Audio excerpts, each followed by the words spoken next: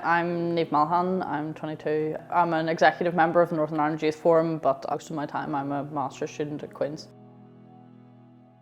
Youth work in general is important to me because I know for myself as a young teenager, being able to have somewhere to go and a purpose to apart from school and being able to meet friends and also work towards making Northern Ireland and Belfast and Ireland and everything a better place, I think is really important to me. So doing the campaign side of it's great, but then also just helping young people to feel accepted in different circles and stuff, because a lot of the time school and other things aren't as accepting to young people. I went to school and I was learning about it in history and stuff like that, like I suppose secondary school. But then I think it's always been with me because, you know, you have people saying like, oh, check under your car, make sure it's safe, or like people in my family would have done that to make sure like there's nothing under the car that's going to blow us up whenever we get in. The fact that my granny has talked about hearing a bomb going off and hearing that it came from the gasworks, and she knew my dad was near there, and then she's sitting at home going, oh my goodness, has my son like been near that bomb? And just like feeling the worry from her, or British soldiers coming to the door and asking for a glass of water, and my great aunt being like, okay, well, don't let anyone see you giving that to them because, you know, we'll get put out of our house. I think that the Good Friday Agreement was fantastic in that it did bring relative peace to Northern Ireland, and I'm very grateful for the fact that I don't have to live in the times that my parents tell me about or that my grandparents tell me about. But at the same time, I view the Good Friday Agreement as a stepping stone, in that like we shouldn't have gone, oh, that's the Good Friday Agreement done, we're happy now, this is a happy place to live, we're all grand. And I don't think that people have pushed for that to be continued on and for there to be more agreements and more compromise and stuff like that.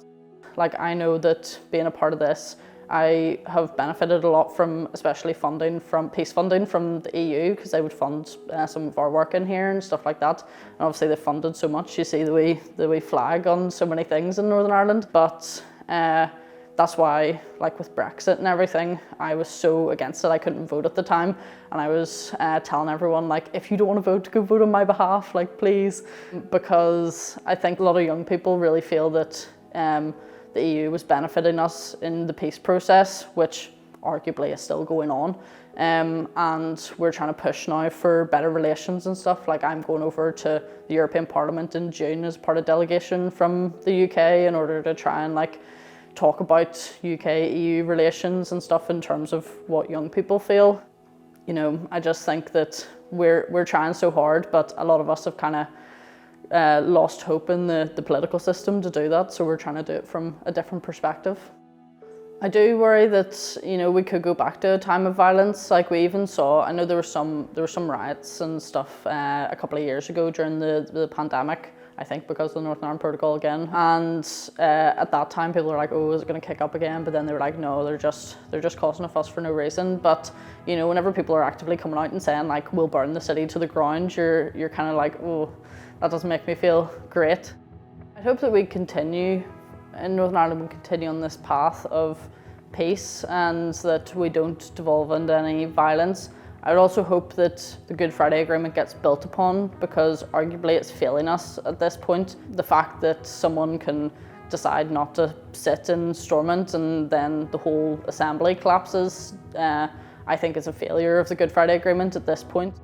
I'd say the countryside, to be honest. Like, I think it's a beautiful place. Aside from that, probably like the camaraderie. Like my boyfriend's English, and he says that the people here are so much more friendly than where he's from in England, which always surprised me because, you know, people view Northern Ireland as this violent place and that everyone's against each other, and yet he's just like, oh, it's really nice because people say hello to you when they pass you in the street or all that. So yeah, the camaraderie of people and the friendship, that even if you're on opposite sides, most of the time people are very friendly.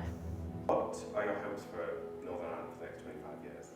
Everything doesn't need to be a green or orange issue, and that the issues like mental health, like homelessness, like education are actually at the forefront of people's minds. We should be so much further, I think, than where we are now.